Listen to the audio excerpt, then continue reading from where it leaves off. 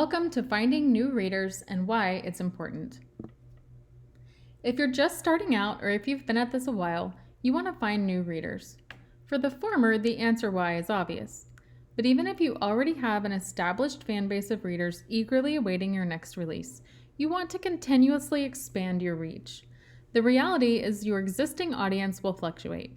Life happens, they find other authors they love, or they've just grown tired of vampires or superheroes or space odysseys. Here are some ideas to grow your readership. While we've emphasized that thou shalt not spam, there's a concept in the sales industry that it can take up to 7 touches before someone purchases an item. Think about it. How many times have you seen an ad, had a friend tell you about something they love, seen another ad, and then finally bought the thing? Sometimes finding new readers takes a bit of time and diligence. While you should certainly be writing the next book, you also want to be doing outreach for new readers on a continuing basis. This is something that never stops. You always want to be able to find new readers. So here are some free methods to find new readers. You can ask readers, your current readers, to spread the word. Leave a note in your books, on your website, social media, etc., and ask readers to share your book with a friend if they enjoyed it. Never underestimate the power of word-of-mouth referrals. So maybe even once a month you can just post to your Facebook and say, hey everyone, if you really liked my new book or any of my books, please consider sharing them with a friend. This really goes a long way. Another thing you can do is offer a reader magnet. You can see our lesson on this. And join group giveaways. It's a giveaway thing on websites like BookFunnel or InstaFreebie, which again we'll talk about on the reader magnet lesson, where you can join with other authors and you can find new people to sign up to your newsletter. And depending on your genre, consider doing school visits. If you write for an older crowd, you could visit retirement homes or book clubs or library reading groups. Never underestimate the ability to get out and meet people in person as a way to bring in new readers to your books. You can offer to write guest posts for book-related blogs and websites. Find sites that represent your genre and have a readership who would like your book. And don't spam these people, just be genuine and reach out, or find websites that already have a link that offer how you can write for them and follow their guidelines and rules, and then contact them and see if you can write something for them. So most often and frequently on social media, using hashtags will draw in readers of your genre. Don't post about your book asking people to buy it, rather post fun and engaging content, memes, helpful information, etc. Post some fun stuff and put hashtags that readers of your types of books will be looking at, and then they will find you, and eventually they will find your books, and then you've brought in a whole bunch of new readers. Here are some paid methods to find new readers. You can host a monthly giveaway on your social media that encourages people to share it with their friends. Now, I have to make a note here that a lot of websites like Facebook don't allow you to require someone to share your book to enter the giveaway. So like you can have a giveaway and you can't say, if you want to enter the giveaway, you have to share this. You can't say that.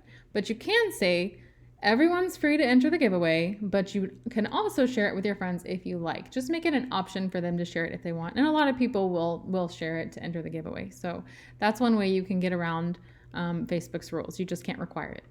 You can also utilize paid advertising websites like BookBub featured deals, ENT, FreeBooksy, etc. And we'll have another lesson on all the links for those paid websites that work. And you can also pay for advertising on AMS ads, Facebook ads, BookBub ads, and there's probably dozens of other places that will take your money to advertise your books. And we will always recommend doing your due diligence and making sure that they're a quality website. But I do think even though you can sink a lot of money into ads and you can waste a lot of money into ads, once you kind of figure it out, it's always a great idea to have either steady ads running or monthly ads running just to kind of boost your readership. Because the thing is, social media is great for your current fans because your current fans already know who you are and they want to follow you so they can get updates on your new books. But there are millions of potential readers that are out there that have no idea who you are. So finding ways to reach them is really the best way to grow your readership. And you can really do that with ads. So here's some unique methods to find new readers. You can drop a paperback into a little free library in your community. If you don't know what these are, Google a little free library. I think it might even be littlefreelibrary.com.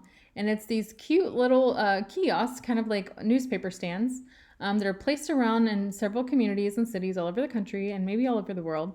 And it's basically just a take a book, leave a book little area. And so you can always include your paperback, and anytime you find one of these little free libraries, include a signed note or a bookmark so that the person that picks up your book will feel a connection to you and want to seek you out and look you up online.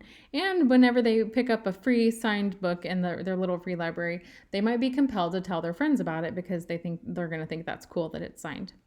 You can also leave bookmarks at libraries by asking permission first for the patrons to find when they check out books. At my local library, the front counter where you check out your books is just filled with bookmarks, and they love having people leave them there because the patrons like picking them up. So that's a good option.